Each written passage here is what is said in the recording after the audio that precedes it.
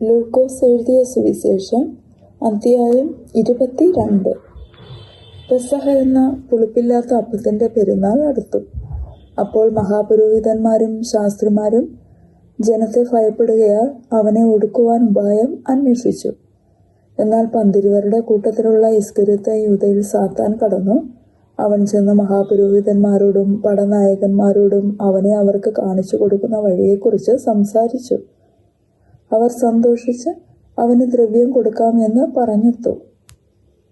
അവൻ വാക്കുകൊടുത്തു. പുരുഷാരമില്ലാത്ത സമയത്ത് അവനെ കാണിച്ചു കൊടുപ്പാൻ തക്കം അന്വേഷിച്ചു പോന്നു. പെസഹ കുഞ്ഞാടിനെ അറുക്കേണ്ടുന്ന പുളിപ്പില്ലാത്ത അപ്പത്തിൻ്റെ പെരുന്നാളായപ്പോൾ അവൻ പത്രോസിനെയും യോഹന്നാനെയും അയച്ചു. നിങ്ങൾ പോയി നമുക്ക് പെസഹ കഴിപ്പാൻ ഒരുക്കുവിൻ എന്ന് പറഞ്ഞു. ഞങ്ങൾ എവിടെ ഒരുക്കണമെന്ന് അവർ ചോദിച്ചതിന്, നിങ്ങൾ പട്ടണത്തിലെത്തുമ്പോൾ ഒരു കുടം വെള്ളം ചുമന്നുകൊണ്ട് ഒരു മനുഷ്യൻ നിങ്ങൾക്ക് എതിർപ്പെടും. അവൻ കടക്കുന്ന വീട്ടിലേക്ക് പിൻചെന്ന് വീട്ടുടയവനോട്, ഞാൻ എൻ്റെ ശിഷ്യന്മാരുമായി പെസഹ കഴിപ്പാനുള്ള ശാല എവിടെയെന്ന് ഗുരു നിന്നോട് ചോദിക്കുന്നു എന്ന് പറവിൻ. അവൻ വിരിച്ചൊരുക്കിയൊരു മൺമാളിക കാണിച്ചു തരും. അവിടെ ഒരുക്കുവിൻ എന്ന് അവരോട് പറഞ്ഞു. അവർ പോയി തങ്ങളോട് പറഞ്ഞതുപോലെ കണ്ട് പെസഹ ഒരുക്കി. സമയമായപ്പോൾ അവൻ അപ്പോസ്തലന്മാരുമായി ഭക്ഷണത്തിന് ഇരുന്നു. അവൻ അവരോട്, ഞാൻ കഷ്ടം അനുഭവിക്കും മുമ്പേ ഈ പെസഹ നിങ്ങളോടുകൂടെ കഴിപ്പാൻ വാഞ്ചയോടെ ആഗ്രഹിച്ചു. അത് ദൈവരാജ്യത്തിൽ നിവൃത്തിയാകുവോളം ഞാൻ ഇനി അത് കഴിക്കയില്ല എന്ന് ഞാൻ നിങ്ങളോട് പറയുന്നു എന്ന് പറഞ്ഞു. പിന്നെ പാനപാത്രമെടുത്ത് വാഴ്ത്തി, ഇത് വാങ്ങി പങ്കിട്ടുകൊള്ളുവിൻ. ദൈവരാജ്യം വരുവോളം ഞാൻ മുന്തിരിവള്ളിയുടെ അനുഭവം ഇന്നു മുതൽ കുടിക്കുകയില്ല എന്ന് ഞാൻ നിങ്ങളോട് പറയുന്നു. പിന്നെ അപ്പമെടുത്ത് വാഴ്ത്തി നുറുക്കി അവർക്ക് കൊടുത്തു. ഇത് നിങ്ങൾക്ക് വേണ്ടി നൽകുന്ന എൻ്റെ ശരീരം, എൻ്റെ ഓർമ്മയ്ക്കായി ഇത് ചെയ്യുവിൻ എന്ന് പറഞ്ഞു. അവണ്ണം തന്നെ അത്താഴം കഴിഞ്ഞ ശേഷം അവൻ പാനപാത്രവും കൊടുത്തു. ഈ പാനപാത്രം നിങ്ങൾക്ക് വേണ്ടി ചൊരിയുന്ന എൻ്റെ രക്തത്തിലെ പുതിയ നിയമം ആകുന്നു. എന്നാൽ എന്നെ കാണിച്ചു കൊടുക്കുന്നവൻ്റെ കൈ എൻ്റെ അരികെ മേശപ്പുറത്ത് ഉണ്ട്. നിർണയിച്ചിരിക്കുന്നത് പോലെ മനുഷ്യപുത്രൻ പോകുന്നു സത്യം. എങ്കിലും അവനെ കാണിച്ചു കൊടുക്കുന്ന മനുഷ്യന് അയ്യോ കഷ്ടം എന്ന് പറഞ്ഞു. ഇത് ചെയ്യുവാൻ പോകുന്നവൻ തങ്ങളുടെ കൂട്ടത്തിൽ ആരായിരിക്കും എന്ന് അവർ തമ്മിൽ ചോദിച്ചു തുടങ്ങി. തങ്ങളുടെ കൂട്ടത്തിൽ ആരെയാകുന്നു വലിയവനായി എണ്ണേണ്ടത് എന്നതിനെ ചൊല്ലി ഒരു തർക്കവും അവരുടെ ഇടയിൽ ഉണ്ടായി. അവനോ അവരോട് പറഞ്ഞത്, ജാതികളുടെ രാജാക്കന്മാർ അവരിൽ കർത്തൃത്വം നടത്തുന്നു, അവരുടെ മേൽ അധികാരം നടത്തുന്നവരെ ഉപകാരികൾ എന്ന് പറയുന്നു. നിങ്ങളോ അങ്ങനെയല്ല. നിങ്ങളിൽ വലിയവൻ ഇളയവനെ പോലെയും നായകൻ ശുശ്രൂഷിക്കുന്നവനെ പോലെയും ആകട്ടെ. ആരാകുന്നു വലിയവൻ? ഭക്ഷണത്തിനിരിക്കുന്നവനോ ശുശ്രൂഷിക്കുന്നവനോ? ഭക്ഷണത്തിനിരിക്കുന്നവനല്ലയോ? ഞാനോ നിങ്ങളുടെ ഇടയിൽ ശുശ്രൂഷിക്കുന്നവനെ പോലെ ആകുന്നു. നിങ്ങളാകുന്നു എൻ്റെ പരീക്ഷകളിൽ എന്നോടുകൂടെ നിലനിന്നവർ. എൻ്റെ പിതാവ് എനിക്ക് രാജ്യം നിയമിച്ചു തരുന്നത് പോലെ ഞാൻ നിങ്ങൾക്കും നിയമിച്ചു തരുന്നു. നിങ്ങൾ എൻ്റെ രാജ്യത്ത് എൻ്റെ മേശയിങ്കൽ തിന്നു കുടിക്കുകയും സിംഹാസനങ്ങളിൽ ഇരുന്ന ഇസ്രായേൽ ഗോത്രം 12 ന്യായം വിധിക്കുകയും ചെയ്യും. ശിമോനെ, ശിമോനെ, സാത്താൻ നിങ്ങളെ ഗോതമ്പ് പോലെ പാറ്റേണ്ടതിന് കൽപ്പന ചോദിച്ചു. ഞാനോ നിന്റെ വിശ്വാസം പൊയ്പോകാതിരിപ്പാൻ നിനക്ക് വേണ്ടി അപേക്ഷിച്ചു. എന്നാൽ നീ ഒരു സമയം തിരിഞ്ഞു വന്ന ശേഷം നിന്റെ സഹോദരന്മാരെ ഉറപ്പിച്ചു കൊള്ളുക. അവനോട്, കർത്താവേ, ഞാൻ നിന്നോടുകൂടെ തടവിലാകുവാനും മരിപ്പാനും ഒരുങ്ങിയിരിക്കുന്നു എന്ന് പറഞ്ഞു. അതിന് അവൻ, പത്രോസേ, നീ എന്നെ അറിയുന്നില്ല എന്ന് 3 വട്ടം തള്ളി പറയും മുമ്പേ ഇന്ന് കോഴി കൂവുകയില്ല എന്ന് ഞാൻ നിന്നോട് പറയുന്നു എന്ന് പറഞ്ഞു. പിന്നെ അവൻ അവരോട്, ഞാൻ നിങ്ങളെ മടിശീലയും പൊക്കണവും ചെരുപ്പും കൂടാതെ അയച്ചപ്പോൾ വല്ല കുറവുമുണ്ടായോ എന്ന് ചോദിച്ചതിന്, ഒരു കുറവുമുണ്ടായില്ല എന്ന് അവർ പറഞ്ഞു. അവൻ അവരോട്, എന്നാൽ ഇപ്പോൾ മടിശീലയുള്ളവൻ അത് എടുക്കട്ടെ. അവണ്ണം തന്നെ പൊക്കണമുള്ളവനും ഇല്ലാത്തവനോ തൻ്റെ വസ്ത്രം വിറ്റ് വാൾ കൊള്ളട്ടെ.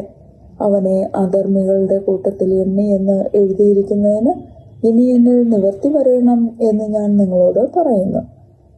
എന്നെക്കുറിച്ച് എഴുതിയിരിക്കുന്നതിന് നിവർത്തി വരുന്നു എന്ന് പറഞ്ഞു. കർത്താവേ, ഇവിടെ 2 വാളുണ്ട് എന്ന് അവർ പറഞ്ഞതിന് മതി എന്ന് അവൻ അവരോട് പറഞ്ഞു. പിന്നെ അവൻ പതിവ് പോലെ ഒലിവുമലയ്ക്ക് പുറപ്പെട്ടു പോയി. ശിഷ്യന്മാരും അവനെ അനുഗമിച്ചു. ആ സ്ഥലത്ത് എത്തിയപ്പോൾ അവൻ അവരോട്, നിങ്ങൾ പരീക്ഷയിൽ അകപ്പെടാതിരിപ്പാൻ പ്രാർത്ഥിപ്പിൻ എന്ന് പറഞ്ഞു. താൻ അവരെ വിട്ട് ഒരു കല്ലേർ ദൂരത്തോളം വാങ്ങിപ്പോയി മുട്ടുകുത്തി, പിതാവേ, നിനക്ക് മനസ്സുണ്ടെങ്കിൽ ഈ പാനപാത്രം എങ്കിൽ നിന്ന് നീക്കണമേ, എങ്കിലും എൻ്റെ ഇഷ്ടമല്ല നിന്റെ ഇഷ്ടം തന്നെ ആകട്ടെ എന്ന് പ്രാർത്ഥിച്ചു. അവനെ ശക്തിപ്പെടുത്തുവാൻ സ്വർഗത്തിൽ നിന്ന് ഒരു ദൂതൻ അവന് പ്രത്യക്ഷനായി. പിന്നെ അവൻ പ്രാണവേദനയിലായി അതിശ്രദ്ധയോടെ പ്രാർത്ഥിച്ചു. അവന്റെ വിയർപ്പ് നിലത്ത് വീഴുന്ന വലിയ ചോരത്തുള്ളി പോലെ ആയി.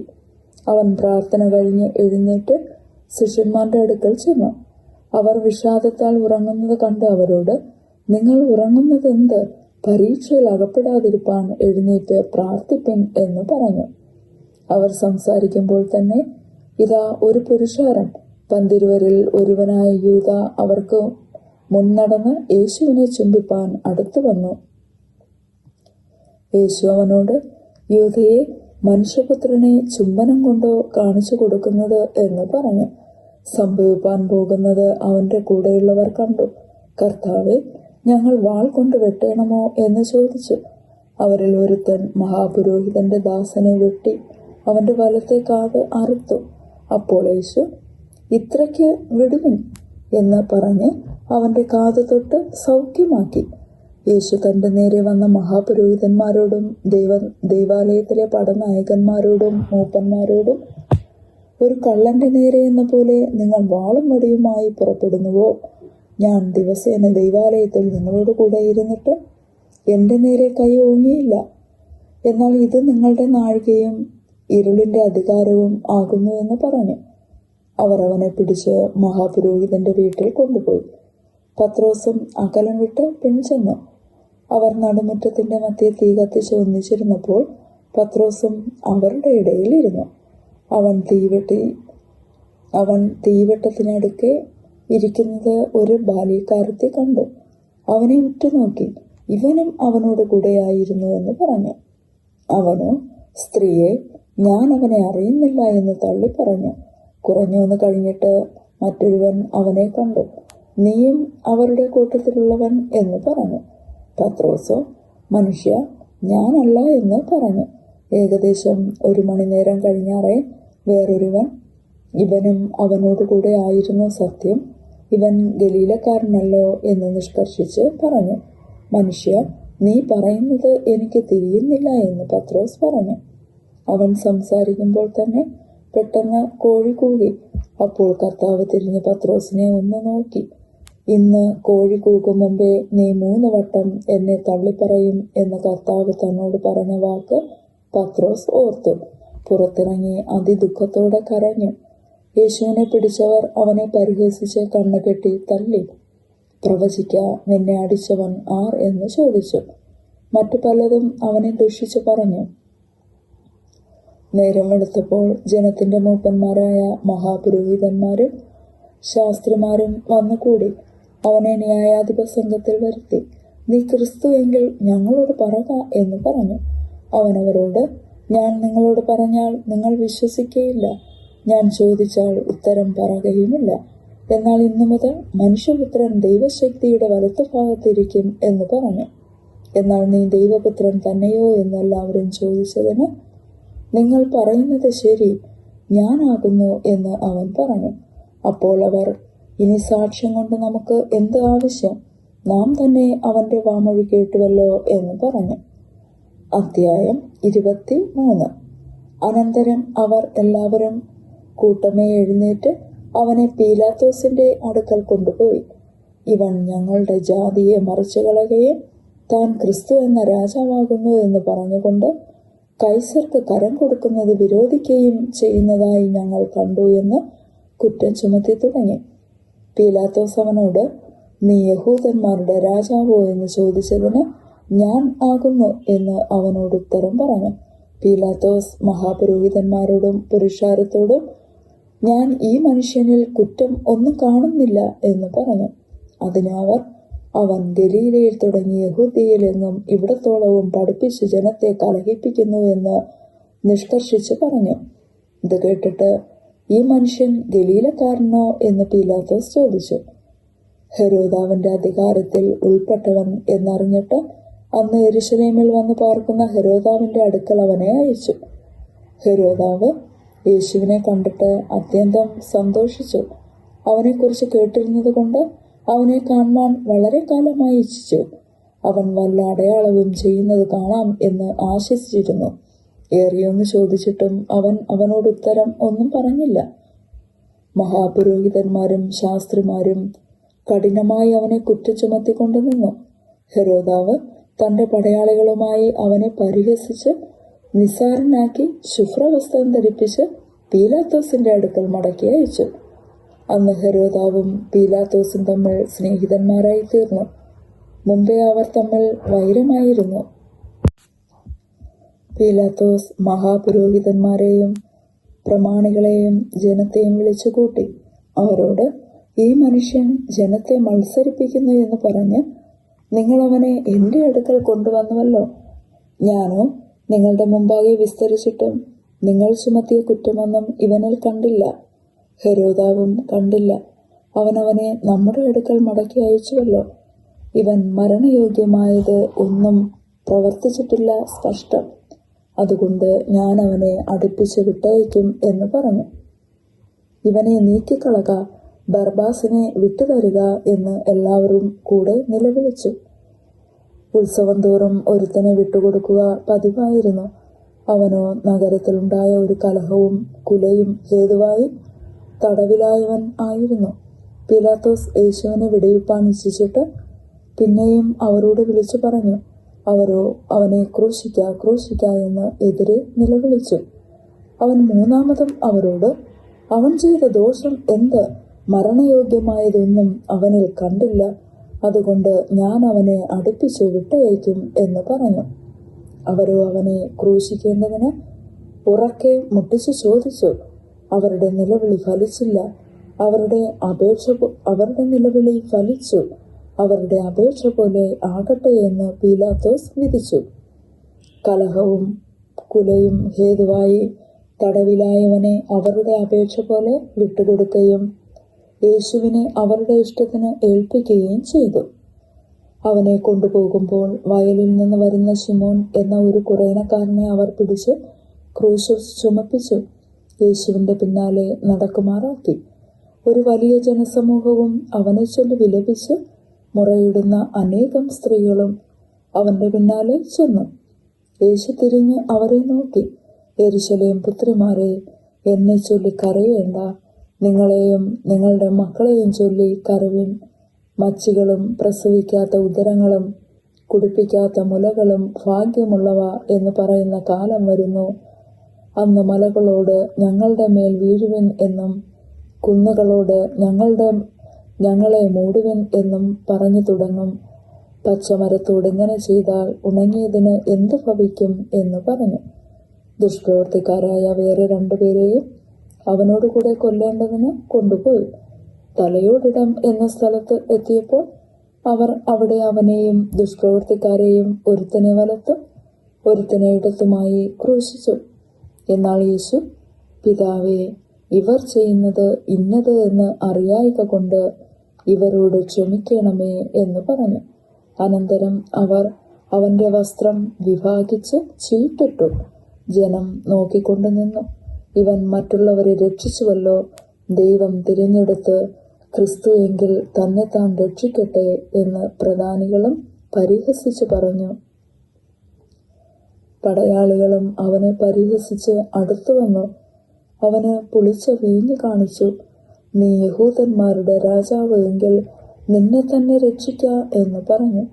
ഇവൻ യഹൂദന്മാരുടെ രാജാവ് എന്ന് ഒരു മേലെഴുത്തും അവന്റെ മീതെ ഉണ്ടായിരുന്നു. തൂക്കിയ ദുഷ്പ്രവൃത്തിക്കാരിൽ ഒരുത്തൻ, നീ ക്രിസ്തു അല്ലയോ? നിന്നെ തന്നെയും ഞങ്ങളെയും രക്ഷിക്ക എന്ന് പറഞ്ഞ് അവനെ ദുഷിച്ചു. മറ്റവനോ അവനെ ശാസിച്ചു, സമശിക്ഷാവിധിയിൽ തന്നെയായിട്ടും നീ ദൈവത്തെ ഭയപ്പെടുന്നില്ലയോ? നാമോ ന്യായമായിട്ട് ശിക്ഷ അനുഭവിക്കുന്നു. നാം പ്രവർത്തിച്ചതിന് യോഗ്യമായതല്ലോ കിട്ടുന്നത്. ഇവനോ അരുതാത്തത് ഒന്നും ചെയ്തിട്ടില്ല എന്ന് പറഞ്ഞു. പിന്നെ അവൻ, യേശുവേ, നീ രാജ്യത്വം പ്രാപിച്ചു വരുമ്പോൾ എന്നെ ഓർത്തുകൊള്ളണമേ എന്ന് പറഞ്ഞു. യേശു അവനോട്, ഇന്ന് നീ എന്നോട് കൂടെ പർദീസയിലിരിക്കും എന്ന് ഞാൻ സത്യമായി നിന്നോട് പറയുന്നു എന്ന് പറഞ്ഞു. ഏകദേശം 6-ാം മണിനേരമായപ്പോൾ സൂര്യൻ ഇരുണ്ടുപോയിട്ട് 9-ാം മണിനേരം വരെ ദേശത്തൊക്കെയും അന്ധകാരം ഉണ്ടായി.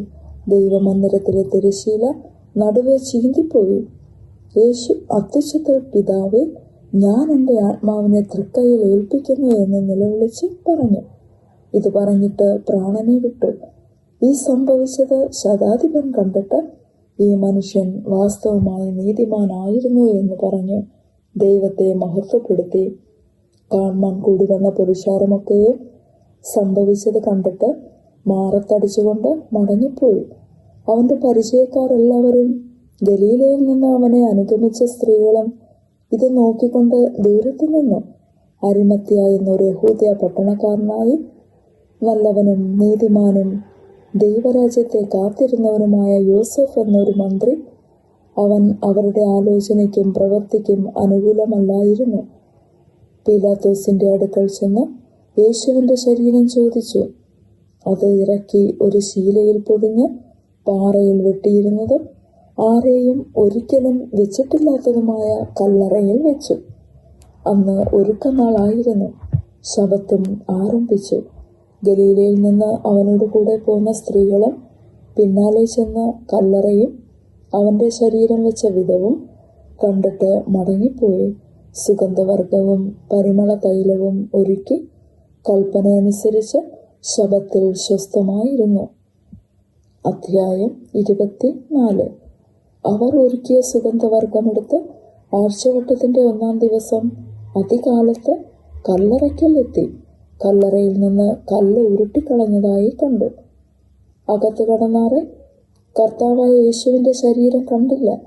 അതിനെക്കുറിച്ച് അവർ ചഞ്ചലിച്ചിരിക്കുമ്പോൾ മിന്നുന്ന വസ്ത്രം ധരിച്ച 2 പുരുഷന്മാർ അരികെ നിൽക്കുന്നത് കണ്ടു.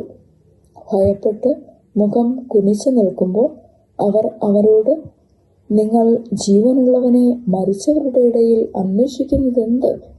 അവൻ ഇവിടെയില്ല, ഉയർത്തെഴുന്നേറ്റിരിക്കുന്നു. മുമ്പേ ഗലീലയിൽ ഇരിക്കുമ്പോൾ തന്നെ അവൻ നിങ്ങളോട് മനുഷ്യപുത്രനെ പാപികളായ മനുഷ്യരുടെ കയ്യിൽ ഏൽപ്പിച്ച് ക്രൂശിക്കുകയും അവൻ 3-ാം നാൾ ഉയർത്തെഴുന്നേൽക്കുകയും വേണമെന്ന് പറഞ്ഞത് ഓർത്തുകൊള്ളുവിൻ എന്ന് പറഞ്ഞു. അവർ അവൻ്റെ വാക്ക് ഓർത്തു. കല്ലറ വിട്ട് മടങ്ങിപ്പോയി 11 മുതലായ എല്ലാവരോടും ഇത് ഒക്കെയും അറിയിച്ചു. അവരാരെന്ന മഗ്ദലക്കാരത്തി മറിയ, യോഹന്ന, യാക്കോബിൻ്റെ അമ്മ മറിയ എന്നിവർ തന്നെ. അവരോട് കൂടെയുള്ള മറ്റു സ്ത്രീകളും അത് അപ്പോസ്തലന്മാരോട് പറഞ്ഞു.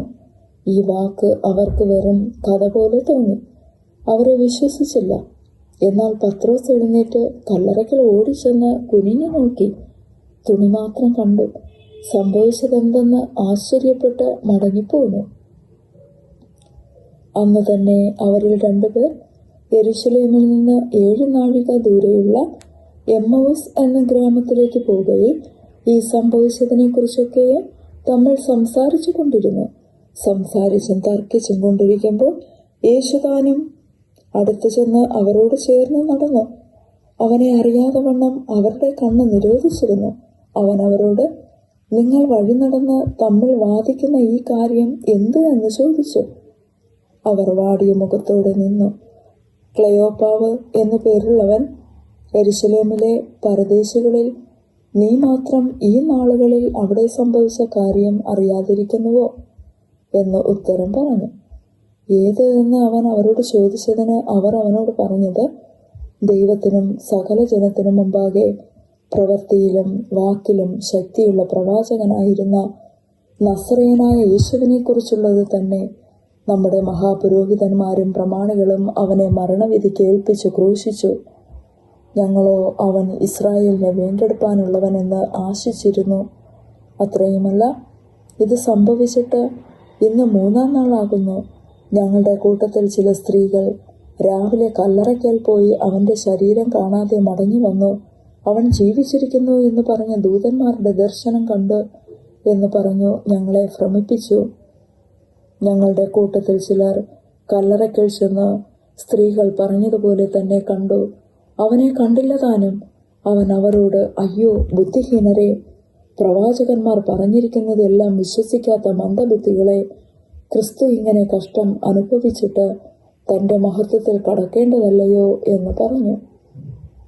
മോശ തുടങ്ങി സകല പ്രവാചകന്മാരിൽ നിന്നും എല്ലാ തിരുവെഴുത്തുകളിലും തന്നെക്കുറിച്ചുള്ളത് അവർക്ക് വ്യാഖ്യാനിച്ചു കൊടുത്തു. അവർ പോകുന്ന ഗ്രാമത്തോടടുത്തപ്പോൾ അവൻ മുമ്പോട്ട് പോകുന്ന ഭാവം കാണിച്ചു. അവരോ, ഞങ്ങളോട് കൂടെ പാർക്കുക, നേരം വൈകി അസ്തമിപ്പാറായല്ലോ എന്ന് പറഞ്ഞ് അവനെ നിർബന്ധിച്ചു. അവൻ അവരോട് കൂടെ പാർപ്പാൻ ചെന്നു. അവരുമായി ഭക്ഷണത്തിനിരിക്കുമ്പോൾ അവൻ അപ്പമെടുത്ത് അനുഗ്രഹിച്ച് നുറുക്കി അവർക്ക് കൊടുത്തു. ഉടനെ അവരുടെ കണ്ണ് തുറന്നു. അവർ അവനെ അറിഞ്ഞു. അവൻ അവർക്ക് അപ്രത്യക്ഷനായി. അവൻ വഴിയിൽ നമ്മോട് സംസാരിച്ചു തിരുവെഴുത്തുകളെ തെളിയിക്കുമ്പോൾ നമ്മുടെ ഹൃദയം നമ്മുടെ ഉള്ളിൽ കത്തിക്കൊണ്ടിരുന്നില്ലയോ എന്ന് അവർ തമ്മിൽ പറഞ്ഞു. ആ നാഴികയിൽ തന്നെ അവർ എഴുന്നേറ്റ് യെരുശലേമിലേക്ക് മടങ്ങിപ്പോന്നു. കർത്താവ് വാസ്തവമായി ഉയർത്തെഴുന്നേറ്റു ശിമോന് പ്രത്യക്ഷനായി എന്ന് കൂടിയിരുന്നു പറയുന്ന 11 കൂടെയുള്ളവരെയും കണ്ടു. വഴിയിൽ സംഭവിച്ചതും അവൻ അപ്പം നുറുക്കുകയിൽ തങ്ങൾക്ക് അറിവായി വന്നതും അവർ വിവരിച്ച് പറഞ്ഞു. ഇങ്ങനെ അവർ സംസാരിച്ചു കൊണ്ടിരിക്കുമ്പോൾ അവൻ അവരുടെ നടുവിൽ നിന്ന്, നിങ്ങൾക്ക് സമാധാനം എന്ന് പറഞ്ഞു. അവർ ഞെട്ടി ഭയപ്പെട്ടു. ഒരു ഭൂതത്തെ കാണുന്നു എന്ന് അവർക്ക് തോന്നി. അവൻ അവരോട്, നിങ്ങൾ കലങ്ങുന്നത് എന്ത്? നിങ്ങളുടെ ഹൃദയത്തിൽ സംശയം പൊങ്ങുന്നതും എന്ത്? ഞാൻ തന്നെ ആകുന്നു എന്ന് എൻ്റെ കൈയും കാലും നോക്കി അറിവിൻ. എന്നെ തൊട്ടു നോക്കുവിൻ. എന്നിൽ കാണുന്നത് പോലെ ഭൂതത്തിന് മാംസവും അസ്ഥിയും ഇല്ലല്ലോ എന്ന് പറഞ്ഞു. ഇങ്ങനെ പറഞ്ഞിട്ട് അവൻ കൈയും കാലും അവരെ കാണിച്ചു. അവർ സന്തോഷത്താൽ വിശ്വസിക്കാതെ അതിശയിച്ച് നിൽക്കുമ്പോൾ അവരോട്, തിന്നുവാൻ വല്ലതും ഇവിടെ നിങ്ങളുടെ പക്കൽ ഉണ്ടോ എന്ന് ചോദിച്ചു. അവർ ഒരു കണ്ടം വറുത്ത മീനും തേൻകട്ടയും അവന് കൊടുത്തു. അത് അവൻ വാങ്ങി അവർ കാൺകെ തിന്നു. പിന്നെ അവൻ അവരോട്, ഇതാകുന്നു നിങ്ങളോട് കൂടെ ഇരിക്കുമ്പോൾ ഞാൻ പറഞ്ഞ വാക്ക്. മോശയുടെ ന്യായപ്രമാണത്തിലും പ്രവാചക പുസ്തകങ്ങളിലും സങ്കീർത്തനങ്ങളിലും എന്നെക്കുറിച്ച് എഴുതിയിരിക്കുന്നതൊക്കെയും നിവൃത്തിയാകണം എന്നുള്ളത് തന്നെ എന്ന് പറഞ്ഞ് തിരുവെഴുത്തുകളെ തിരിച്ചറിയേണ്ടതിന് അവരുടെ ബുദ്ധിയെ തുറന്നു. ക്രിസ്തു കഷ്ടം അനുഭവിക്കുകയും 3-ാം നാൾ മരിച്ചവരിൽ നിന്ന് ഉയർത്തെഴുന്നേൽക്കുകയും അവൻ്റെ നാമത്തിൽ മാനസാന്തരവും പാപമോചനവും യെരുശലേമിൽ തുടങ്ങി സകല ജാതികളിലും പ്രസംഗിക്കുകയും വേണം എന്നിങ്ങനെ എഴുതിയിരിക്കുന്നു. ഇതിന് നിങ്ങൾ സാക്ഷികളാകുന്നു.